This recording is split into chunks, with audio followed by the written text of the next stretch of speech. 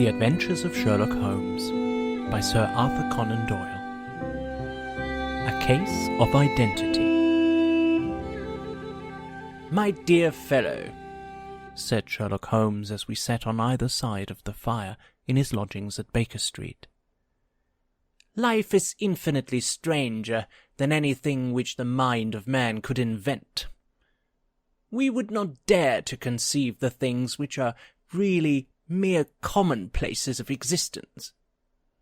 If we could fly out of that window hand in hand, hover over this great city, gently remove the roofs, and peep in at the queer things which are going on, the strange coincidences, the plannings, the cross-purposes, the wonderful chains of events, working through generations, and leading to the most outre results, it would make all fiction, with its conventionalities and foreseen conclusions, most stale and unprofitable." "And yet I am not convinced of it," I answered. "The cases which come to light in the papers are, as a rule, bald enough and vulgar enough. We have in our police reports realism pushed to its extreme limits, and yet the result is, it must be confessed, neither fascinating nor artistic." "A certain selection and discretion must be used in producing a realistic effect," remarked Holmes. "This is wanting in the police report, where more stress is laid, perhaps, upon the platitudes of the magistrate than upon the details, which, to an observer, contain the vital essence of the whole matter. Depend upon it, there is nothing so unnatural as the commonplace." I smiled and shook my head. "I can quite understand your thinking so," I said. "Of course, in your position of unofficial adviser and helper to everybody who is absolutely puzzled throughout 3 continents, you are brought in contact with all that is strange and bizarre. But here—" I picked up the morning paper from the ground. "Let us put it to a practical test. Here is the first heading upon which I come. A husband's cruelty to his wife. There is half a column of print, but I know without reading it that it is all perfectly familiar to me. There is, of course, the other woman, the drink, the push, the blow, the bruise, the sympathetic sister, or landlady. The crudest of writers could invent nothing more crude." "Indeed, your example is an unfortunate one for your argument," said Holmes, taking the paper and glancing his eye down it. "This is the Dundas separation case, and as it happens, I was engaged in clearing up some small points in connection with it. The husband was a teetotaler, there was no other woman, and the conduct complained of was that he had drifted into the habit of winding up every meal by taking out his false teeth and hurling them at his wife, which, you will allow, is not an action likely to occur to the imagination of the average storyteller. Take a pinch of snuff, Doctor, and acknowledge that I have scored over you in your example." He held out his snuff-box of old gold, with a great amethyst in the centre of the lid. Its splendour was in such contrast to his homely ways and simple life that I could not help commenting upon it. "Ah," said he, "I forgot that I had not seen you for some weeks. It is a little souvenir from the King of Bohemia, in return for my assistance in the case of the Irene Adler papers." "And the ring?" I asked, glancing at a remarkable brilliant which sparkled upon his finger. "Oh, it was from the reigning family of Holland, though the matter in which I served them was of such delicacy that I cannot confide it even to you, who have been good enough to chronicle 1 or 2 of my little problems." "And have you any on hand just now?" I asked with interest. "Some 10 or 12, but none which present any feature of interest. They are important, you understand, without being interesting. Indeed, I have found that it is usually in unimportant matters that there is a field for the observation, and for the quick analysis of cause and effect, which gives the charm to an investigation. The larger crimes are apt to be the simpler, for the bigger the crime, the more obvious, as a rule, is the motive.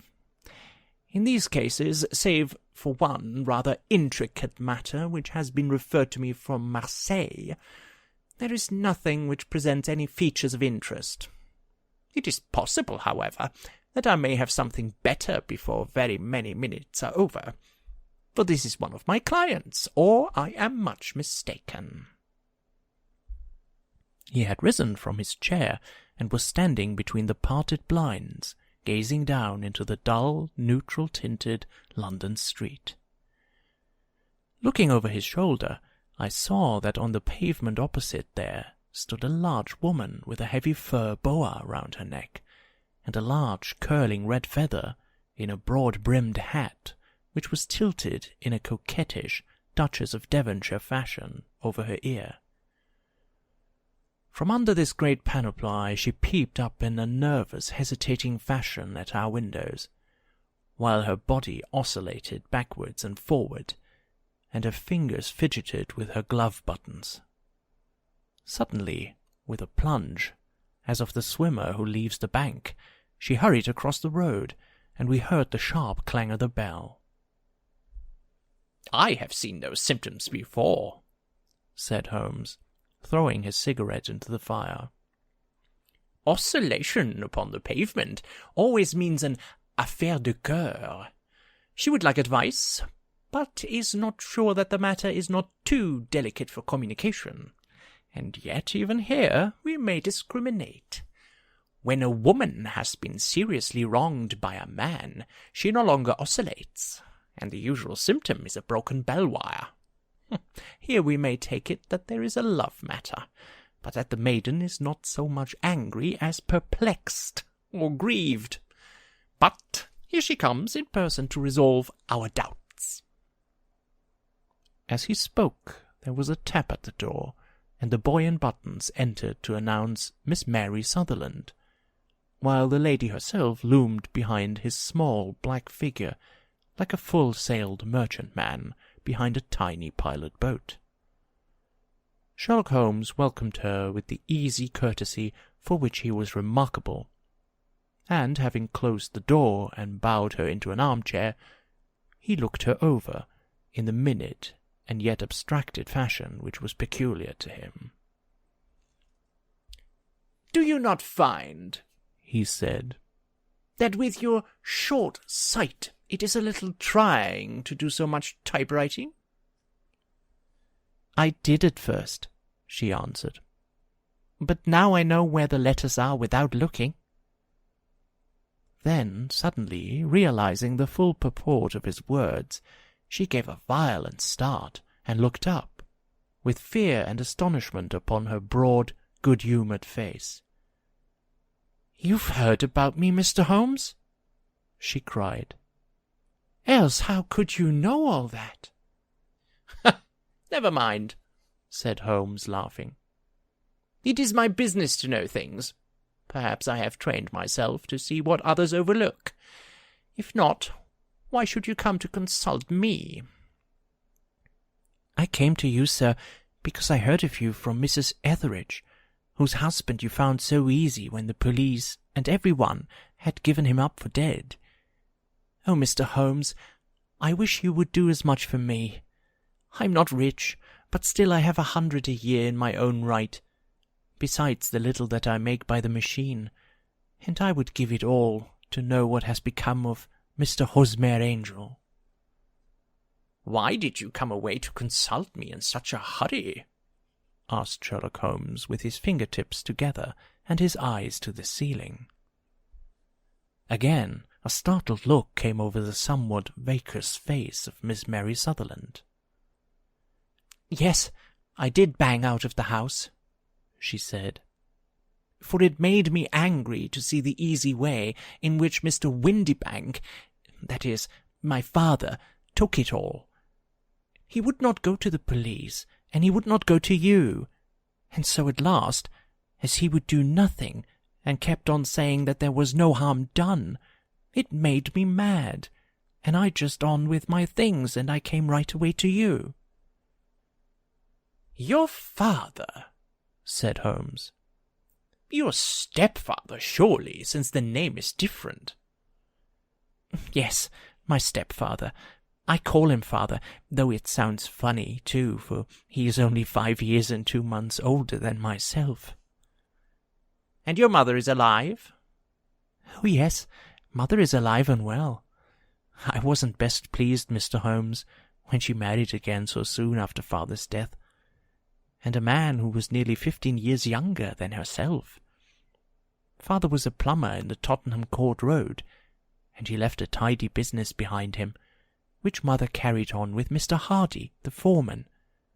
But when Mr. Windybank came, he made her sell the business, for he was very superior, being a traveller in wines.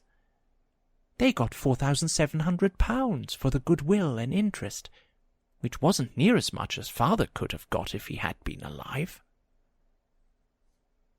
I had expected to see Sherlock Holmes impatient under this rambling and inconsequential narrative, but on the contrary, he had listened with the greatest concentration of attention. "Your own little income," he asked. "Does it come out of the business?" "Oh, no, sir. It is quite separate and was left me by my Uncle Ned in Auckland. It is in New Zealand stock, paying 4.5%. £2,500 was the amount, but I can only touch the interest." "You interest me extremely," said Holmes. "And since you draw so large a sum as 100 a year, with what you earn into the bargain, you no doubt travel a little and indulge yourself in every way. I believe that a single lady can get on very nicely upon an income of about £60. "I could do with much less than that, Mr. Holmes, but you understand that as long as I live at home, I don't wish to be a burden to them, and so they have the use of the money just while I am staying with them. Of course, that is only just for the time. Mr. Windybank draws my interest every quarter and pays it over to mother, and I find that I can do pretty well with what I earn at typewriting. It brings me 2 pence a sheet, and I can often do from 15 to 20 sheets in a day." "You have made your position very clear to me," said Holmes. "This is my friend, Dr. Watson, before whom you can speak as freely as before myself. Kindly tell us now all about your connection with Mr. Hosmer Angel." A flush stole over Miss Sutherland's face, and she picked nervously at the fringe of her jacket. "I met him first at the gasfitters' ball," she said. "They used to send father tickets when he was alive, and then afterwards they remembered us and sent them to mother. Mr. Windybank did not wish us to go. He never did wish us to go anywhere. He would get quite mad if I wanted so much as to join a Sunday school treat. But this time I was set on going, and I would go, for what right had he to prevent? He said the folk were not fit for us to know, when all father's friends were to be there.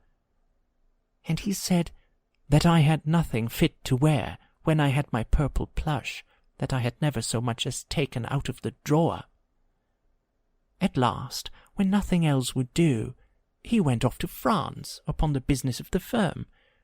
But we went, mother and I, with Mr. Hardy, who used to be our foreman, and it was there I met Mr. Hosmer Angel." "I suppose," said Holmes, "that when Mr. Windybank came back from France, he was very annoyed at your having gone to the ball?" "Oh, well, he was very good about it. He laughed, I remember, and shrugged his shoulders, and said there was no use denying anything to a woman, for she would have her way." "I see. Then, at the gasfitters' ball, you met, as I understand, a gentleman called Mr. Hosmer Angel." "Yes, sir. I met him that night, and he called next day to ask if we had got home all safe. And after that we met him. That is to say, Mr. Holmes, I met him twice for walks, but after that Father came back again, and Mr. Hosmer Angel could not come to the house any more. No? Well, you know, Father didn't like anything of the sort. He wouldn't have any visitors if he could help it, and he used to say that a woman should be happy in her own family circle. But then, as I used to say to Mother, a woman wants her own circle to begin with, and I had not gone mine yet. But how about Mr. Hosmer Angel? Did he make no attempt to see you? Well, Father was going off to France again in a week, and Hosmer wrote and said that it would be safer and better not to see each other until he had gone. We could write in the meantime, and he used to write every day. I took the letters in the morning, so there was no need for Father to know. Were you engaged to the gentleman at this time? Oh, yes, Mr. Holmes. We were engaged after the first walk that we took. Hosmer, Mr. Angel, was a cashier in an office in Leadenhall Street, and... What office? That's the worst of it, Mr. Holmes. I don't know. Where did he live, then? He slept on the premises. And you don't know his address? No, except that it was Leadenhall Street. Where did you address your letters, then? To the Leadenhall Street post office, to be left till called for. He said that if they were sent to the office, he would be chaffed by all the other clerks about having letters from a lady, so I offered to typewrite them, like he did his, but he wouldn't have that, for he said that when I wrote them, they seemed to come from me, but when they were typewritten, he always felt that the machine had come between us.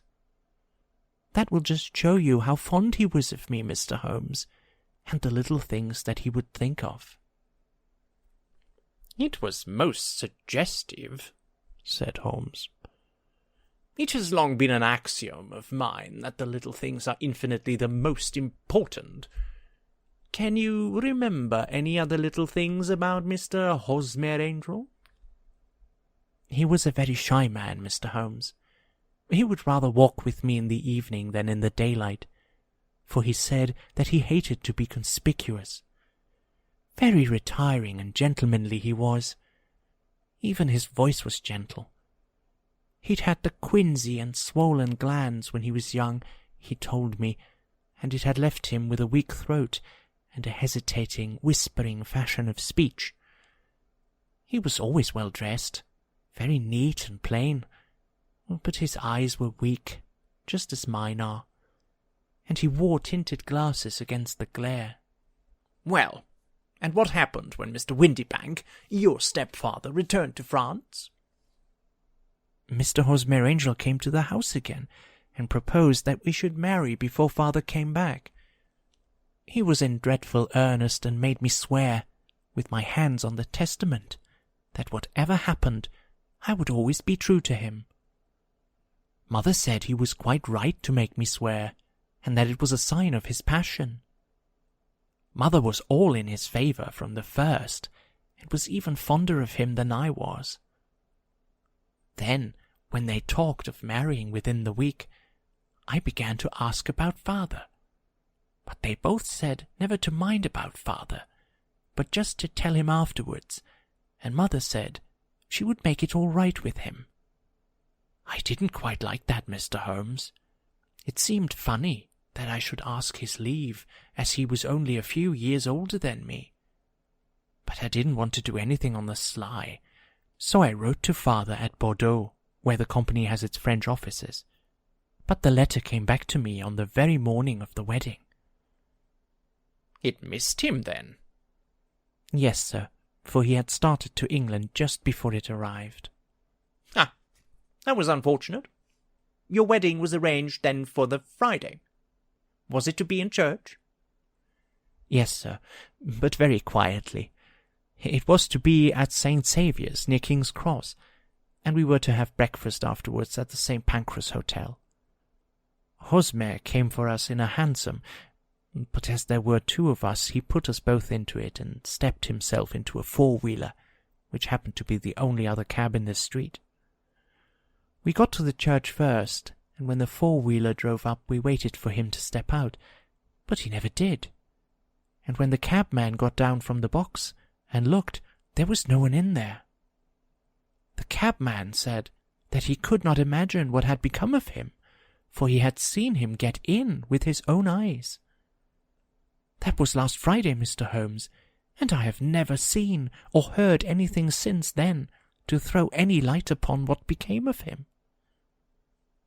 It seems to me that you have been very shamefully treated, said Holmes. Oh, no, sir. He was too good and kind to leave me so. Why, all the morning he was saying to me that, whatever happened, I was to be true, and that even if something quite unforeseen occurred to separate us, I was always to remember that I was pledged to him, and that he would claim his pledge sooner or later. It seemed strange talk for a wedding morning, but what has happened since gives a meaning to it. Most certainly it does. Your own opinion is, then, that some unforeseen catastrophe has occurred to him? Yes, sir. I believe that he foresaw some danger, or else he would not have talked so. And then I think that what he foresaw happened. But you have no notion as to what it could have been? None. One more question. How did your mother take the matter? She was angry, and said that I was never to speak of the matter again. And your father? Did you tell him? Yes, and he seemed to think, with me, that something had happened, and that I should hear of Hosmer again. As he said, what interest could anyone have in bringing me to the doors of the church, and then leaving me? Now, if he had borrowed my money, or if he had married me and got my money settled on him, there might be some reason, but Hosmer was very independent about money, and never would look at a shilling of mine. And yet, what could have happened? And why could he not write? Oh, it drives me half mad to think of it, and I can't sleep a wink at night. She pulled a little handkerchief out of her muff and began to sob heavily into it. I shall glance into the case for you, said Holmes, rising. And I have no doubt that we shall reach some definite result. Let the weight of the matter rest upon me now, and do not let your mind dwell upon it further. Above all, try to let Mr. Hosmer Angel vanish from your memory, as he has done from your life. Then you don't think I'll see him again? I fear not. Then what has happened to him? You will leave that question in my hands. I should like an accurate description of him, and you will leave that question in my hands. I should like an accurate description of him, and any letters of his which you can spare. I advertised for him in last Saturday's Chronicle, said she. Here is the slip, and here are 4 letters from him. Thank you. And your address? Number 31 Lion Place, Camberwell. Mr. Angel's address you never had, I understand. Where is your father's place of business? He travels for Westhouse and Marbank, the great claret importers of Fenchurch Street. Thank you. You have made your statement very clearly. You will leave the papers here, and remember the advice which I have given you. Let the whole incident be a sealed book, and do not allow it to affect your life. You are very kind, Mr. Holmes, but I cannot do that. I shall be true to Hosmer. He shall find me ready when he comes back. For all the preposterous head and the vacuous face, there was something noble in the simple faith of our visitor, which compelled our respect.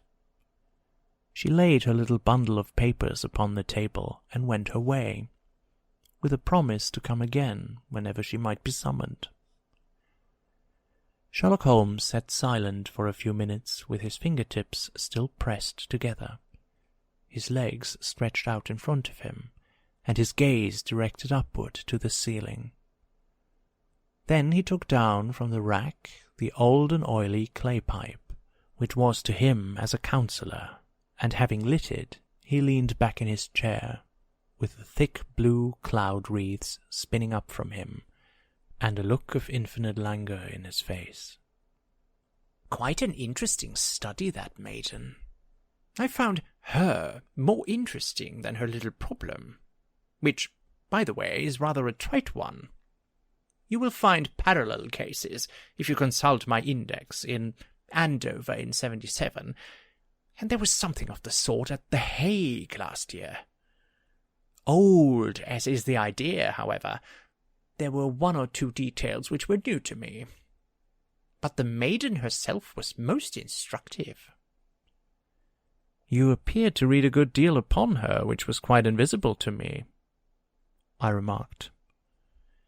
Not invisible, but unnoticed, Watson.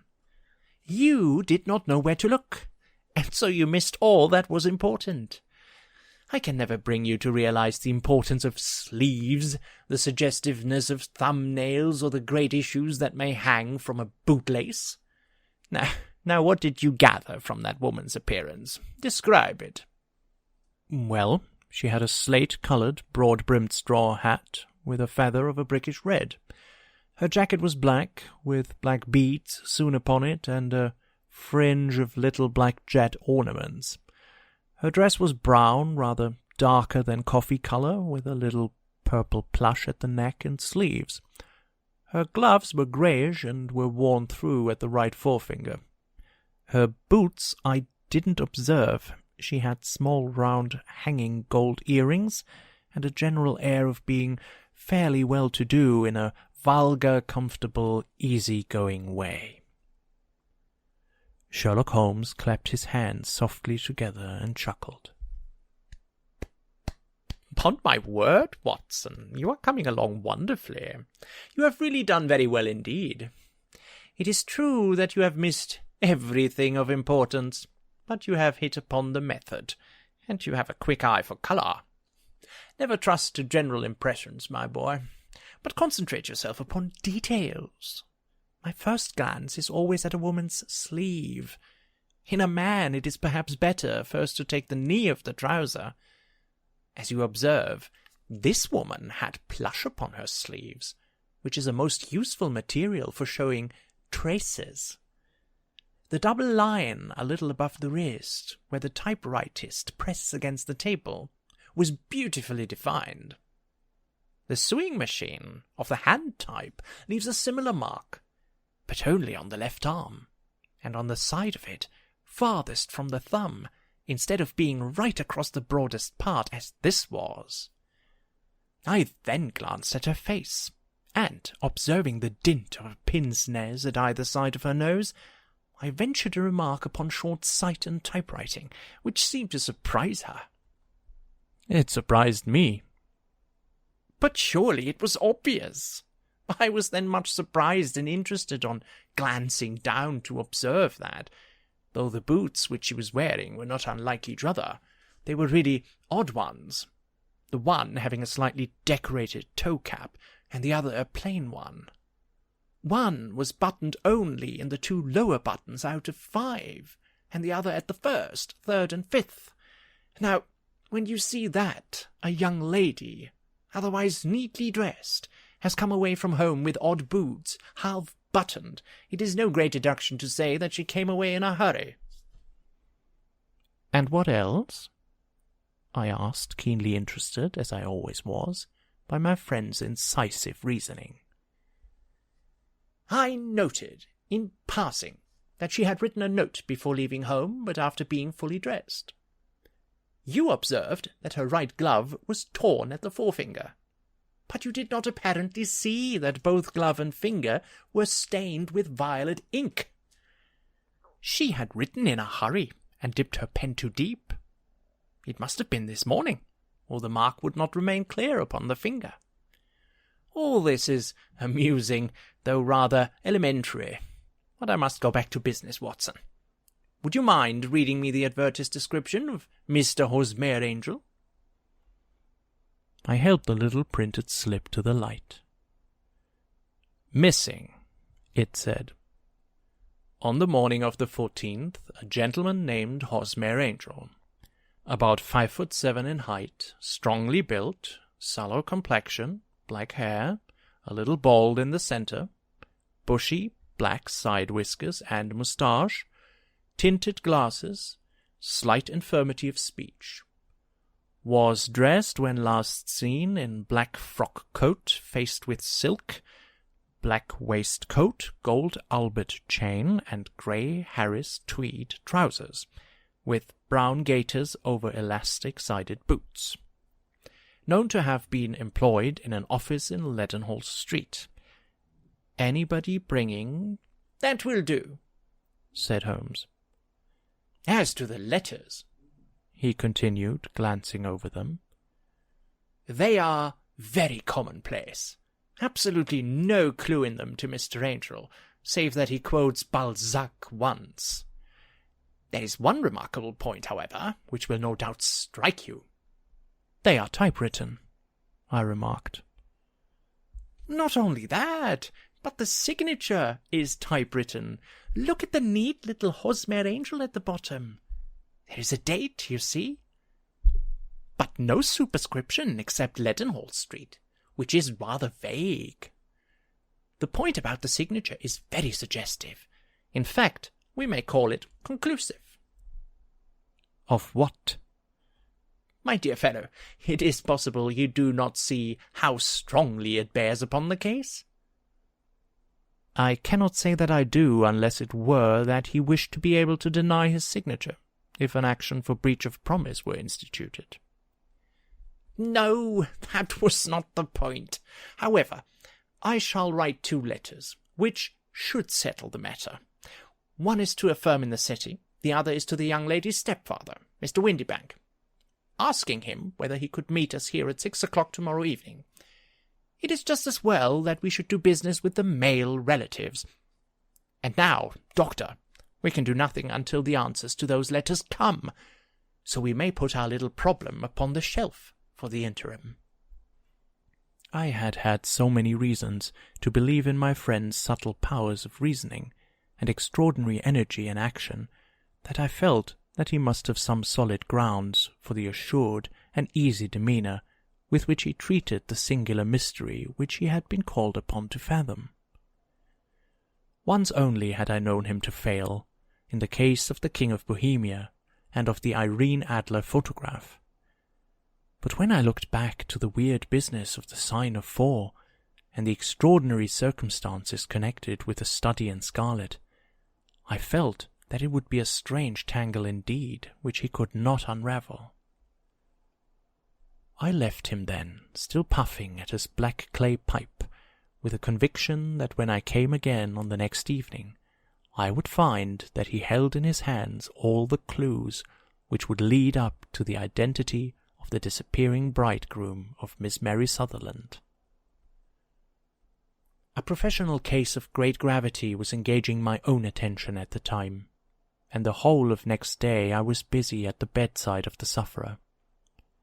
It was not until close upon 6 o'clock that I found myself free and was able to spring into a hansom and drive to Baker Street, half afraid that I might be too late to assist at the denouement of the little mystery. I found Sherlock Holmes alone, however, half asleep, with his long, thin form curled up in the recesses of his armchair. A formidable array of bottles and test tubes, with the pungent, cleanly smell of hydrochloric acid, told me that he had spent his day in the chemical work which was so dear to him. "Well, have you solved it?" I asked as I entered. "Yes. It was the bisulfate of baryta." No, the mystery," I cried. "Oh, that! I thought of the salt that I have been working upon. There was never any mystery in the matter, though. as I said yesterday. Some of the details are of interest. The only drawback is that there is no law, I fear, that can touch the scoundrel." "Who was he, then, and what was his object in deserting Miss Sutherland?" The question was hardly out of my mouth, and Holmes had not yet opened his lips to reply. Then we heard a heavy footfall in the passage and a tap at the door. "This is the girl's stepfather, Mr. James Windybank," said Holmes. "He has written to me to say that he would be here at 6. Come in." The man who entered was a sturdy, middle-sized fellow, some 30 years of age, clean-shaven and sallow-skinned, with a bland, insinuating manner, and a pair of wonderfully sharp and penetrating grey eyes. He shot a questioning glance at each of us, placed his shiny top hat upon the sideboard, and with a slight bow sidled down into the nearest chair. "Good evening, Mr. James Windybank," said Holmes. "I think that this typewritten letter is from you, in which you made an appointment with me for 6 o'clock. "Yes, sir. I'm afraid that I'm a little late, but I'm not quite my own master, you know. I am sorry that Miss Sutherland has troubled you about this little matter, for I think it is far better not to wash linen of this sort in public. It was quite against my wishes that she came, but she is a very excitable, impulsive girl, as you may have noticed, and she is not easily controlled when she has made up her mind on a point. Of course, I did not mind you so much, as you are not connected with the official police, but it is not pleasant to have a family misfortune like this noised abroad. Besides, it is a useless expense, for how could you possibly find this horse-mare angel?" "On the contrary," said Holmes quietly, "I have every reason to believe that I will succeed in discovering Mr. Horsemare Angel." Mr. Windybank gave a violent start and dropped his glove. "I am delighted to hear it," he said. "It is a curious thing," remarked Holmes, "that a typewriter has really quite as much individuality as a man's handwriting. Unless they are quite new, no two of them write exactly alike. Some letters get more worn than others, and some wear only on one side. Now, you remark in this note of yours, Mr. Windybank, that in every case there is some little slurring over of the E, and a slight defect in the tail of the R. There are 14 other characteristics, but those are the more obvious." "We do all our correspondence with this machine at the office, and no doubt it is a little worn," our visitor answered, glancing keenly at Holmes with his bright little eyes. "And now I will show you what is really a very interesting study, Mr. Windybank," Holmes continued. "I think of writing another little monograph some of these days on the typewriter and its relation to crime. It is a subject to which I have devoted some little attention. I have here 4 letters which purport to come from the missing man. They are all typewritten. In each case, not only are the E's slurred and the R's tailless, but you will observe, if you care to use my magnifying lens, that the 14 other characteristics to which I have alluded are there as well." Mr. Windybank sprang out of his chair and picked up his hat. "I cannot waste time over this sort of fantastic talk, Mr. Holmes," he said. "If you can catch the man, catch him, and let me know when you've done it." "Certainly," said Holmes, stepping over and turning the key in the door. "I let you know, then, that I have caught him." "What? Where?" shouted Mr. Windybank, turning white to his lips and glancing about him like a rat in a trap. "It won't do, really, it won't," said Holmes suavely. There is no possible getting out of it, Mr. Windybank. It is quite too transparent, and it was a very bad compliment when you said that it was impossible for me to solve so simple a question. That's right. Sit down, and let us talk it over. Our visitor collapsed into a chair, with a ghastly face and a glitter of moisture on his brow. It's not actionable, he stammered. I am very much afraid that it is not. But between ourselves, Windybank, it was as cruel and selfish and heartless trick in a petty way as ever came before me. Now let me just run over the course of events, and you will contradict me if I go wrong. The man sat huddled up in his chair, with his head sunk upon his breast, like one who is utterly crushed. Holmes stuck his feet up on the corner of the mantelpiece, and leaning back with his hands in his pockets, began talking, rather to himself, as it seemed, than to us. The man married a woman very much older than himself for her money, said he. And he enjoyed the use of the money of the daughter as long as she lived with them. It was a considerable sum for people in their position, and the loss of it would have made a serious difference. It was worth an effort to preserve it. The daughter was of a good, amiable disposition, but affectionate and warm-hearted in her ways, so that it was evident that with her fair personal advantages and her little income, she would not be allowed to remain single long. Now, her marriage would mean, of course, the loss of 100 a year. So what does her stepfather do to prevent it? He takes the obvious course of keeping her at home and forbidding her to seek the company of people of her own age. But soon he found that that would not answer forever. She became restive, insisted upon her rights, and finally announced her positive intention of going to a certain ball. What does her clever stepfather do then? He conceives an idea more creditable to his head than to his heart. With the connivance and assistance of his wife, he disguised himself, covered those keen eyes with tinted glasses, masked the face with a moustache and a pair of bushy whiskers, sunk that clear voice into an insinuating whisper, and doubly secure on account of the girl's short sight, he appears as Mr. Hosmer Angel, and keeps off other lovers by making love himself. It was only a joke at first, groaned our visitor.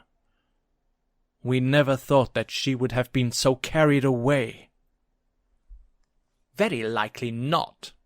However that may be, the young lady was very decidedly carried away, and having quite made up her mind that her stepfather was in France, the suspicion of treachery never for an instant entered her mind. She was flattered by the gentleman's attentions, and the effect was increased by the loudly expressed admiration of her mother. Then Mr. Angel began to call, for it was obvious that the matter should be pushed as far as it would go if a real effect were to be produced. There were meetings and an engagement which would finally secure the girl's affections from turning towards anyone else. But the deception could not be kept up forever. These pretended journeys to France were rather cumbrous. The thing to do was clearly to bring the business to an end in such a dramatic manner that it would leave a permanent impression upon the young lady's mind, and prevent her from looking upon any other suitor for some time to come. Hence those vows of fidelity exacted upon her testament, and hence also the allusions to a possibility of something happening on the very morning of the wedding. James Windybank wished Miss Sutherland to be so bound to Hosmer Angel, and so uncertain as to his fate, that for 10 years to come, at any rate, she would not listen to another man. As far as the church door he brought her, and then, as he could go no further, he conveniently vanished away by the old trick of stepping in at one door of a four-wheeler and out at the other. I think That was the chain of events, Mr. Windybank. Our visitor had recovered something of his assurance, while Holmes had been talking, and he rose from his chair now with a cold sneer upon his pale face. "It may be so, or it may not, Mr. Holmes," said he. "But if you are so very sharp, you ought to be sharp enough to know that it is you who are breaking the law now, and not me. I have done nothing actionable from the first, but as long as you keep that door locked, you lay yourself upon to an action for assault and illegal constraint." "The law cannot, as you say, touch you," said Holmes, unlocking and throwing open the door. "Yet there never was a man who deserved punishment more. If the young lady has a brother or a friend, he ought to lay a whip across your shoulders. By Jove!" he continued, flushing up at the sight of the bitter sneer upon the man's face. "It is not part of my duties to my client, but here's a hunting crop handy, and I think I shall just treat myself to—" He took 2 swift steps to the whip, but before he could grasp it there was a wild clatter of steps upon the stairs. The heavy hall door banged, and from the window we could see Mr. James Windybank running at the top of his speed down the road. "There's a cold-blooded scoundrel," said Holmes, laughing, as he threw himself down into his chair once more. "That fellow will rise from crime to crime until he does something very bad and ends on the gallows. The case has, in some respects, been not entirely devoid of interest." "I cannot now entirely see all the steps of your reasoning," I remarked. "Well, of course, it was obvious from the first that this Mr. Hosmer Angel must have some strong object for his curious conduct, and it was equally clear that the only man who really profited by the incident, as far as we could see, was the stepfather. Then the fact that the 2 men were never together, but that the one always appeared when the other was away, was suggestive. So were the tinted spectacles and the curious voice, which both hinted at a disguise, as did the bushy whiskers. My suspicions were all confirmed by his peculiar action in typewriting his signature, which of course inferred that his handwriting was so familiar to her that she would recognize even the smallest sample of it. You see, all these isolated facts, together with many minor ones, all pointed in the same direction." "And how did you verify them?" "Having once spotted my man, it was easy to get corroboration. I knew the firm for which this man worked. Having taken the printed description, I eliminated everything from it which could be the result of a disguise. The whiskers, the glasses, the voice, and I sent it to the firm, with a request that they would inform me whether it answered to the description of any of their travellers. I had already noticed the peculiarities of the typewriter, and I wrote to the man himself at his business address, asking him if he would come here.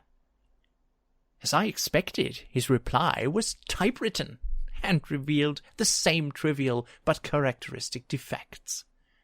The same post brought me a letter from Westhausen Marbank of Fenchurch Street, to say that the description tallied in every respect with that of their employee, James Windybank. Voila, tout." "And Miss Sutherland?" "If I tell her, she will not believe me. You may remember the old Persian saying, 'There is danger for him who taketh the tiger cub, and danger also for whoso snatches a delusion from a woman.' There is as much sense in Hafiz as in Horace, and as much knowledge of the world.